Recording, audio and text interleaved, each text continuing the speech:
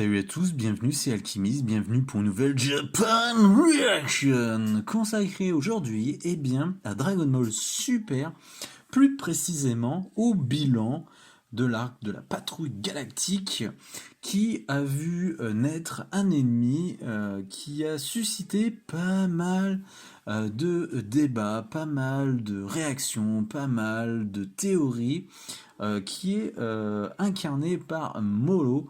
Molo qui, effectivement, au départ, était assez mystérieux. On nous l'avait teasé avec une espèce de tunique, un bouc un peu maléfique. Si c'était pas un dérivé d'un Maikaoshin, d'un démon, enfin bref, on était tous dans la supputation de pas mal de choses, notamment du bon, parce que Dragon Ball, bah effectivement, quand on est né avec, eh bien, on pense toujours au meilleur. Mais est-ce que cet arc a tenu tous ses promesses? Eh ben, pas complètement, hein. Pour être honnête, globalement, oui, le perso, quand il a été dépeint au début avec le grand Kaioshin, était vraiment, enfin, j'étais hypé de ouf. L'idée de voir une entité assez vieille débarquer comme ça en mode je suis un peu magicien, voilà, c'est pas un guerrier traditionnel comme on pouvait voir un peu dans la série, mais plutôt voilà quelque chose qui se rapprocherait plus de Majin Buu, hein, dans le côté un petit peu magique pour le coup. Eh bien, voilà, l'idée, je dis, attends, un bon perso, il a je sais pas quel âge, on va peut-être avoir des bails sur cette période que, bah, au final, on connaissait pas du tout de Dragon Ball. Et au final, à part introduire, on va dire, le grand Kaioshin dans cet arc, dans le côté background, ça a été très vite illudé, quoi. Il n'y a pas eu de grosses révélations. Malheureusement, c'est un petit peu dommage. Il y a eu toute une partie où on a vraiment kiffé, en tout cas moi, ma part. Puis sur Internet, c'était pareil. Il y avait pas mal de bons retours quand ils ont, voilà, la première confrontation de Vegeta, de Goku avec Molo, était vraiment intéressante sur la planète, nouvelle planète Namek. Donc ça, c'était super intéressant. On voyait la limite même de leur pouvoir, hein, de nos deux Saiyans, et on voyait qu'ils étaient, bah, ils étaient dans la merde, quoi. Voilà, ils étaient dans la merde.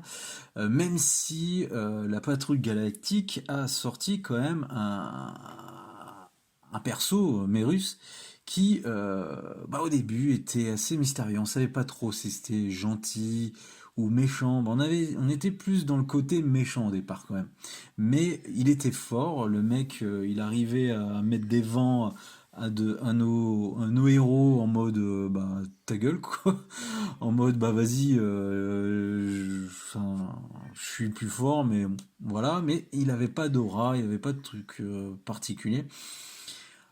On va se rendre compte que c'est un perso quand même assez stylé, dans le sens où on s'aperçoit au fur et à mesure des scans, hein, que ça monte dans cette partie de la terre de Namek, euh, nouvelle terre de Namek, jusqu'à une confrontation avec Molo qui était vraiment stylé, avec le grand Kaioshin également. Enfin, toute cette première partie de l'arc, pour moi, on était bon, quoi. Limite, ça aurait pu être un final, voilà, un petit arc comme ça, ça aurait suffi.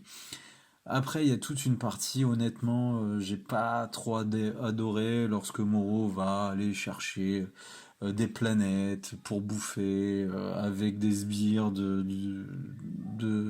la prison, enfin, toute cette partie-là, franchement, j'ai trouvé ça ultra poussif, pas trop intéressant. Et honnêtement, ça a juste permis deux choses.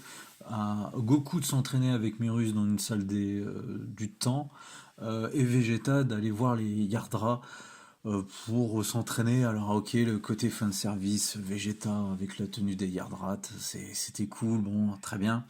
Bon clin d'œil aussi le fait d'avoir fusionné les deux designs des Yardra, le design qui a été créé par Toriyama pour le jeu Dragon Ball Online en Chine, et le design du TV classique de l'époque. Donc j'ai trouvé ça assez cool. Voilà, ça reste encore du fanbase, on va dire au final intéressant de voir, mais pas sur le fond. Au final, Vegeta, ce qu'il va recevoir n'est pas ouf, même s'il va être utile à la fin de l'arc. Mais ça va pas être foufou, quoi. Faut être lucide. Et la troisième partie, où là, les bails commencent à être un petit peu plus mis en avant, c'est la partie sur Terre. Où là, oui, ça fait plaisir de voir les guerriers Z revenir, un Piccolo, un Krillin revenir un petit peu, un Gohan bien sûr, même si ça reste quand même l'ombre de lui-même. Mais dommage, encore une fois, dommage de ne pas faire revenir Goten, de pas faire venir Trunks. Enfin, on s'en fout des bestioles, quoi. Enfin, je veux dire, C18, il aurait pu rester, même s'il a fait une petite apparition avec sa sœur. Mais honnêtement, j'aurais largement préféré voir les Cho revenir. Voilà, c'est dommage. Ça manque, on va dire, il y avait une intention, mais ça manque, on va dire, de punch, quoi. Il va pas assez au bout de son idée. Alors bien sûr, tout le délire a été pour Goku de passer des symptômes d'ultra instinct à l'ultra instinct maîtrisé. Et je pense que l'arc se suffit à ça, quoi. Globalement, qu'est-ce que on retient de l'arc? Que Goku maintenant peut se transformer, enfin je sais pas si c'est une transformation, c'est encore un vrai débat ça, ou une maîtrise de l'ultra instinct en mode quand il veut maintenant, donc il n'y a pas de souci. Vegeta a une autre technique pour défusionner les choses qui sont fusionnées, voilà, avec un nom à la rallonge, je me rappelle même plus du truc, mais globalement c'est un peu ça. Ça peut servir, ça a servi quand Molo du coup, mais voilà. Ce qui est aussi intéressant, c'est voir l'envie de Beerus de pouvoir aider à un moment donné. Parce qu'il était là juste en mode ta gueule, j'ai rien d'autre à foutre et je bouffais un truc bien. Et il était quasiment. Il était prêt. Ah, il était prêt. Voilà. Et autre chose aussi que j'ai bien aimé, le fait que Merus, ça reste quand même le perso principal de l'arc, se sacrifie pour montrer à Goku effectivement que euh, l'amour des êtres humains, en tout cas de la vie qu'il a en humanité, eh bien, il va complètement donner sa vie et pour parvenir en fait à ce que Goku ait un déclenchement pour sa technique de l'ultra instinct, quoi. Donc ça, c'était vraiment beau, ça manquait un petit peu dans Dragon Ball Super, hein, depuis le début, hein, de la chose. Malheureusement contrebalancé parce que il revient à la vie, en tout cas cet apprenti ange revient en tant que mortel. Je trouve ça dommage. Ça aurait été bien de dire bah vous écoute, le mec t'as chié dans la colle, t'as utilisé tes pouvoirs, t'assumes et puis ça aurait été voilà, on aurait pu le faire revivre d'une autre manière par les pensées de Goku par exemple, comme un autre sensei qui l'a eu quoi. Chaque sensei le fait progresser. Et là, ça aurait été un sensei, on va dire, plus jeune, parce que généralement, voilà. Mais honnêtement, ça aurait été mieux de ne pas le faire ressusciter. Bref, vous aurez compris que l'arc a duré, je crois, 2 ans. Super long hein, quand même. Surtout la deuxième partie de l'arc. Putain, honnêtement, c'était du remplissage quoi. Je veux dire, l'arc aurait suffi, moi, c'est ce que je disais, la première partie avec la baston sur la nouvelle terre de Namek, ça aurait été classe. En plus, il était vraiment badass, hein, Moro. Il transperçait des cœurs, enfin, il y avait la bonne boucherie, un peu l'esprit Freezer de l'époque. C'était plutôt assez cool, quoi, en fait. Mais malheureusement, voilà, un arc honnêtement arrangé dans. C'est pas le pire, mais honnêtement, on va pas trop garder grand-chose, quoi. Voilà. c'est moyen bof. Déjà, l'arc qui vient de commencer est beaucoup plus structuré, enrichi en termes de design. Il y a des choses là qui sont vraiment nouvelles. Là, bon, voilà. Oui, il y a j'allais dire, il y a un lien entre les deux, à mon avis, arcs, entre la nouvelle, enfin le nouvel arc et celui de Moreau, dans le personnage de Seven Three. On verra bien un petit peu l'importance du gars, mais voilà, je veux dire que l'arc Moreau, si c'est juste pour avoir un perso Android de merde pour faire le lien, oula, tout ça pour ça, j'y crois pas une seule seconde.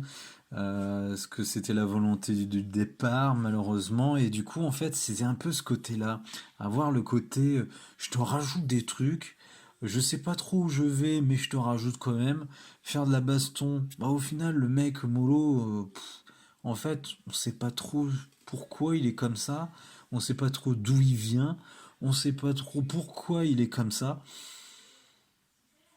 et l'arc est terminé, quoi. Je veux dire, voilà, on a mis des bails sur un antagoniste et on n'a pas eu de réponse. Merci, Dragon Ball Super, au revoir. Voilà, donc c'est un peu ce sentiment-là, un peu OSEF sur 100, un peu, voilà, un peu remplissage. Alors ça fait toujours plaisir de voir du Dragon Ball dans l'actualité. Il y a eu des moments épiques, c'est très bien. Voilà, Dragon Ball qui fait un peu de Naruto. Voilà. Il y a eu des choses vraiment intéressantes, mais gâchées un petit peu par tout le côté un peu moins bien. J'ai vraiment adoré, c'était casse-gueule, hein, attention, euh, comment ils ont utilisé Oob pour l'introduire, pour lui donner un petit peu cette énergie, on va dire divine, puisque on a su dans l'arc que le grand Kaioshin, sa partie de l'énergie est restée dans Oob, donc voilà, il a hérité de ça par la réincarnation de Boo. Euh, donc ça c'est vraiment intéressant et bon, c'était vraiment casse-gueule parce que si découvrait par qui, par quoi, bah voilà, le lien avec la fin de Dragon Ball Z aurait été perdu. Bref, tout n'est pas à jeter, mais globalement, c'est très moyen. Voilà, il faut le dire ce qui est, c'est très moyen. Euh, en espérant que la nouvelle arc soit un peu mieux foutu. C'est peut-être le cas. J'aime beaucoup le personnage principal, mais ça fera l'objet d'un autre bilan, peut-être dans un an, peut-être dans deux ans, voire trois, qui sait. Donc voilà, pour ce Japan Reaction, eh bien on va s'arrêter là. Je vous dis à une prochaine vidéo. N'hésitez pas à vous abonner, à laisser des commentaires, voire de faire un petit pouce. Ça fait toujours plaisir. N'hésitez pas à parler de vous, de l'émission. Sur ce, je vous dis à bientôt. Salut, salut!